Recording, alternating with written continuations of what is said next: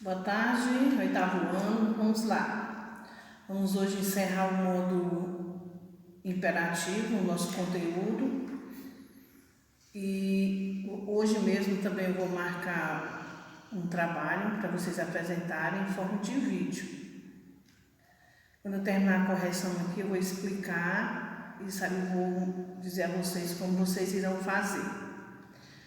É o modo imperativo, que é um dos 3 modos verbais, né? O modo indicativo indica certeza, o modo subjuntivo uma dúvida, uma incerteza, uma hipótese, e o modo imperativo expressa uma ordem, um pedido, um chamamento, uma recomendação, dependendo do contexto. Lá no modo verbal indicativo, ele se divide em 6 tempos: presente, pretérito perfeito, imperfeito, mais que perfeito, futuro do presente e do pretérito. O modo subjuntivo, ele tem 3 maneiras de ser conjugados, que é o presente, o pretérito imperfeito e o futuro. Agora, no modo imperativo só existe 2 tempos, que é o imperativo afirmativo e o imperativo negativo. Nos outros tempos, existem as seis pessoas, 3 no singular e 3 no plural. Já no modo imperativo, não se usa a primeira pessoa do singular, o eu. Não existe o eu, nem no imperativo afirmativo e nem no imperativo negativo. Lembrar que quando a gente vai conjugar o imperativo negativo ou afirmativo, primeiramente vem o verbo, depois o pronome. Que como tem um exemplo no livro de vocês, o verbo colocar, fica o afirmativo coloca tu, porque não diz coloca eu, não existe a primeira pessoa. Coloque você, a gente já não usa o tu, usa você. Na terceira pessoa, isto é, errei. Coloca tu, que é a segunda pessoa, e a terceira é coloque você. E não ele, coloque ela, coloque você. Aí vem coloquemos nós, colocai vós e coloquem vocês. Não tira o ele, o ela, o eles e o elas. Já no imperativo negativo, lembrar que também é dessa forma, só que antes do verbo você vai colocar o não. Fica não, aí vem o verbo, aí vem o pronome. Não coloques tu, não coloque você, não coloquemos nós, não coloqueis vós e não coloquem vocês. Todos têm a mesma maneira de ser conjugados. Então, imperativo afirmativo e imperativo negativo, só existem 2 tempos. Lembrar também que, geralmente, o imperativo afirmativo, as formas da segunda pessoa do singular e do plural, como eu falei, ele se origina do presente do indicativo, sem o S. Por exemplo, se eu for conjugar o presente do indicativo do verbo colocar, eu digo eu coloco. Aqui, no caso, fica coloca tu. Tem essa forma de ser conjugado. E as outras formas geralmente se designa do verbo do subjuntivo, que é coloques, coloque, coloquemos. Se você for conjugar o verbo no subjuntivo, eles têm essas terminações também, mas nenhum é igual a ninguém. Então, imperativo afirmativo, verbo e pronome. Imperativo negativo, não, o verbo e o pronome, certo?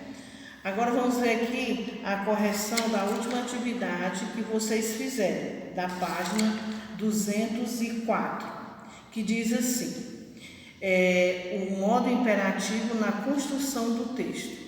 Leia os cartazes e o grafite retratados na fotografia a seguir. Mais amor, por favor. Mais amor, por favor.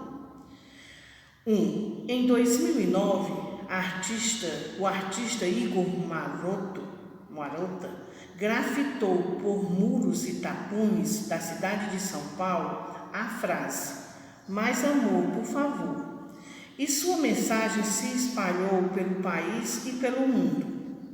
Segundo consta no site do artista, sua obra é um pedido, uma imploração, mas com educação, em meio a toda a agressividade, indiferença e velocidade de uma metrópole como São Paulo. Metrópole quer dizer cidade muito grande. Discuta com os colegas e o professor e levante hipóteses. Aqui nós não temos como discutir. Quais formas verbais estão subentendidas na frase do cartaz para que ela tenha a função prevista por seu criador? Aqui no cartaz não tem forma verbal. Ela ficou subentendida. Veremos aqui algumas que daria certo. Por exemplo, se ele dissesse assim: compartilhe mais amor, por favor. Ou espalhe mais amor, por favor. Ou distribua mais amor, por favor. Ou doe mais amor, por favor. Todas essas formas verbais combinam com o cartaz. Elas ficaram subentendidas, mas é isto que o autor quis dizer. B. Qual a expressão utilizada deixa clara a intenção do artista de fazer um pedido com educação, quando ele diz por favor. Então, ele está pedindo e com educação. Letra C. Levante hipótese, porque a mensagem ganhou proporções tão grandes e ainda é reproduzido até os dias atuais. Porque não apenas a cidade de São Paulo, mas também o mundo em geral vive uma época na qual muitas pessoas têm comportamentos egocêntricos. O que é egocêntrico? Quando você pensa somente em você mesmo, não é? Pensamentos, comportamentos egocêntricos, e para defender seus interesses individuais, agem com indiferença e agressividade, sem se preocupar em ser solidário umas com as outras. Realmente no mundo que nós vivemos prevalece esse tipo de pessoas egocêntricas que só pensam em si mesmo. O outro é o outro e nada mais. Então é por isso que ele usou isso aí nos cartazes, pedindo mais amor entre as pessoas. 2. Na fotografia em estudo, além da frase que ganhou o mundo, o artista escreve: abre os olhos. A quem ele se dirige com essa frase? A quem ele se dirige com essa frase? As pessoas em geral. Não tem ninguém específico. É a qualquer um que esteja passando pela rua e leia a mensagem. Então pode ser qualquer pessoa. B. Que sentido ganha a expressão abre os olhos nesse contexto e qual é a sua relação com a máxima mais amor, por favor? Então, quando ele diz assim, o sentido de prestar atenção, que relacionado à frase do cartaz sugere aos interlocutores que atentem para o pedido e ajam para mudar seu comportamento indiferente e automatizado no dia a dia de uma cidade grande. Então, o sentido é de prestar atenção. Com base no que você aprendeu sobre o uso do imperativo no português brasileiro, levante hipótese. Qual é o sujeito dessa oração? Bom, o sujeito, nos termos formais, seria o pronome tu. Mas como o cartaz sugere uma informação para as pessoas em geral, com certeza o sujeito seria você, que é algo mais informal. O tu é bastante formal, é correto? Ele pode ser o sujeito dessa frase? Pode, mas o que se sugere mais é a forma você, que é mais informal. Agora leia os textos a seguir. Mais humor, por favor. Mais flor, por favor. mais café, por favor. Mais coxinhas, por favor. A. Em qual deles o objeto do pedido é mais próximo do da frase original? Justifique sua resposta. A frase original é mais um amor, por favor. Desses quatro textos, o mais que chega mais próximo à primeira frase, a frase original, é a primeira, mais humor, por favor. Por quê? Porque é o único, dos quatro, é o único que sugere sentimento, né? Porque o humor é uma maneira como você se encontra em determinado momento. Então, os outros não têm nenhum tipo de sentimento. Flor, café, coxinha. Então, o que mais se aproxima é o primeiro.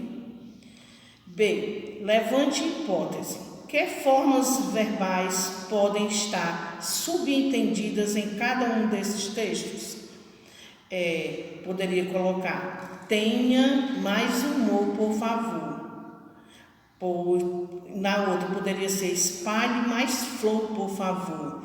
Nessas duas últimas, mais café e mais coxinha, poderia ser: sirva mais café, por favor, ou então sirva mais coxinhas, por favor. Então poderia ser o verbo ter, tenha, de ter, espalhe, o verbo espalhar, e o verbo sirva, de servir. A outra: faça uma pesquisa e descubra outras frases como essas. Em quais contextos elas ocorrem? Bom, isso aí seria se fosse aulas presenciais, mas vamos sugerir aqui alguns exemplos, como diz assim: mais respeito, por favor, mais cor, por favor. Então, aqui são algumas sugestões. Letra D. Crie você mesmo uma ou mais frases com a mesma inspiração. O que você pediria, para quem e em qual contexto. Aí vocês devem ter feito, mas eu não tem como a gente corrigir, ok? A atividade foi essa que eu passei. Então, aqui se encerra o conteúdo do modo imperativo. Tia, não vai ter mais nada sobre... Vai, só quando for revisão para a prova. O que eu vou passar agora para vocês vai ser um trabalho individual, lógico. E vocês vão fazer em forma de vídeo. Vocês vão gravar, tipo uma aulinha que vocês vão gravar e passar para o privado, para mim. Como será? Tem um conteúdo aí no livro de vocês, na página 153, que diz que é ortoepia e prosódia. Dois assuntos pequenos e facinhos. O nome pode até ser difícil: ortoepia e prosódia. A ortoepia trata da pronúncia adequada dos fonemas e a prosódia trata da acentuação e entonação. Então, como é que vai ser feito? Os meninos farão o trabalho sobre ortoepia. Cada um individualmente vai gravar um videozinho me explicando o que é ortoepia e me dando vários exemplos. E as meninas vão pesquisar sobre prosódia, dizer o que é prosódia e me dar vários exemplos. É por isso que eu não vou passar a atividade. A atividade de vocês é esse trabalho para nota. E vocês irão mandar também no meu privado. E eu vou dar até quarta-feira da próxima semana. Quinta-feira, que é o dia da aula, eu não quero mais receber nenhum, porque eu já vou entrar com explicação no quadro do conteúdo novo. Viu, gente? Então, os meninos vão apresentar um trabalho sobre ortoepia e as meninas sobre prosódia.